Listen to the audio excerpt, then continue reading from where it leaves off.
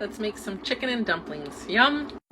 I'm going to start with my mirepoix, which is yellow onion, some celery, and some carrots. I didn't have a whole lot of celery, so we're using what we got. Yum! That looks so good. Okay, I've got my oil nice and hot in my large pan, and so now I'm going to cook all those vegetables together.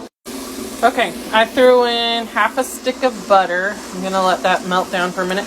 And I also threw in a pinch of salt because you want to season as you go. So let that butter melt down for a minute. Mushrooms and potatoes are usually not in chicken and dumplings, but I want them in there. So I cut up some mushrooms and potatoes. I did like 6 or 7 baby Bella, whatever I have in the fridge. And then I did 3 red potatoes, and I'm just going to throw them in as well. Okay, they're all going to cook down for a minute or 2. Okay, for seasonings, I did salt, pepper, garlic powder, parsley, thyme leaves, onion, salt, mushroom stuff from Trader Joe's, ground mustard seed, and some paprika, and roast chicken from Epicure. You can use whatever you like, though. Whatever you like in your soup, that is fine. If you just like salt and pepper, that's totally cool. Just use whatever you want. Oh my goodness, but doesn't that look so tasty? Whew, that looks so good. Okay, I added about 1/3 of a cup of all-purpose flour, and I am just going to mix that around.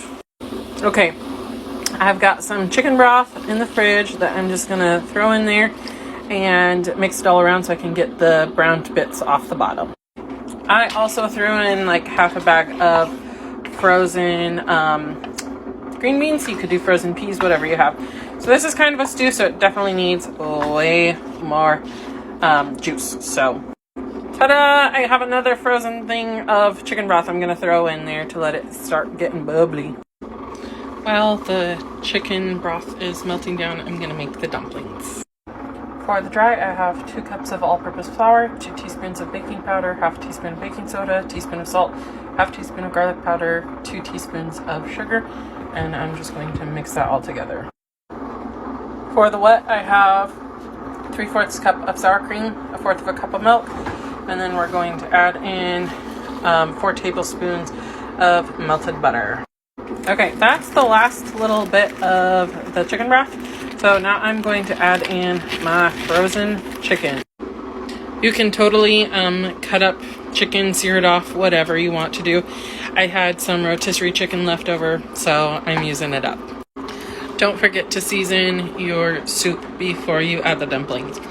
It's way easier that way. So I added more of all of the flavors plus Worcestershire sauce, and it's super good. Okay, you can use a cookie spoon or cookie scoop, whatever, but I'm just using good old-fashioned spoon, spooning them on, and then I'm going to throw that lid on. That looks phenomenal. I am going to dunk them each so they all get covered, and then I'll throw on the lid.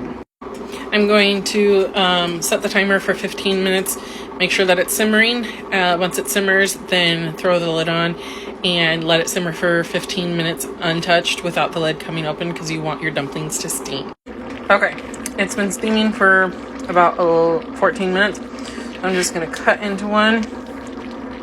You can see that isn't doughy anymore, and that is perfect. They have been steamed, so oh my goodness, that looks so good. So let's serve it up and see how the hubby likes it.